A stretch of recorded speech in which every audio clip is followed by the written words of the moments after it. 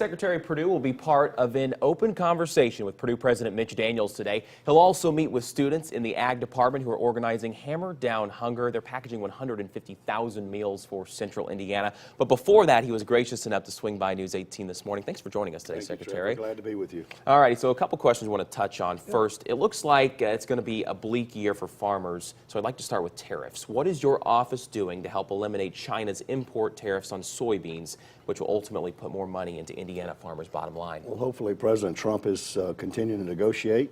Obviously, he called the question over the unfair trading practices that China has had for a number of years, but he wants a solution. He wants our farmers to thrive, and the Vice Premier of China is in town in D.C. this week and continue negotiations. I'm hopeful that we can resolve some of these things, but with enforceability of trading practices that have been unfair for a long time. Yeah.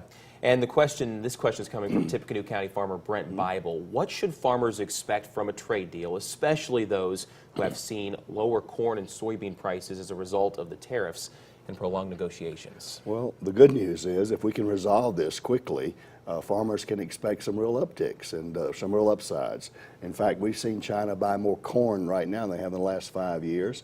They've also placed other orders for soybeans, and so it could be very, very good if a resolution is reached. I don't want to raise expectations because it won't be good if a resolution cannot be reached, but if it can be, if President Trump is successful in his efforts to resolve these issues, then it can be extremely good. Okay, and this question from Lebanon farmer Doug Everett. Do you think the new farm bill has enough aid built into it to get farmers through another tough year of low prices? Well, again, the farm safety net for crop insurance and other types of PLC and ARC payments, I think is sufficient. Obviously, the farmers who are most affected are the younger farmers who may have entered after the high prices and have higher debt-to-asset ratios, and the cash flow for those young farmers are particularly tough. But for the established farmers, they're so resilient, Trevor. It's the most resilient people I've ever seen in my life.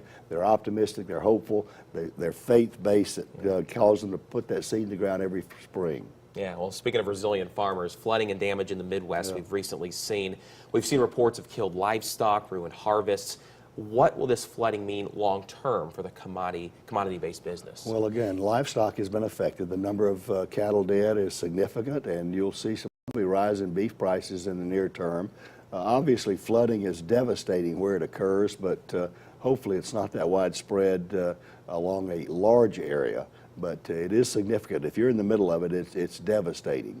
And that's why we're hopeful that the disaster bill that's running through Congress right now will include some help for those farmers who lost everything. Right. Final question I want to touch on, this one coming from Purdue Ag student Logan Glassberg. Being involved in policy, what opportunities or changes do you see coming for ag graduates at Purdue and across the country in the near future? That's a great question. I look forward to visiting with the students today at Purdue. But the potential for agriculture is just exponential. I'm really bullish on agriculture with all the technology, precision ags. I really believe we're entering almost a fourth industrial revolution where food will become health, and we'll create foods that will make us healthier, reduce obesity, and those kinds of things. Secretary, thank you so much for swinging by today. Good to see you. If you're interested in hearing more from Secretary Perdue, he'll be speaking with Purdue President Mitch Daniels here in just a few hours. The open conversation begins at 9 a.m. today in Stewart Center's Fowler Hall. Well, don't go anywhere. We'll be right back with another look at today's top stories when News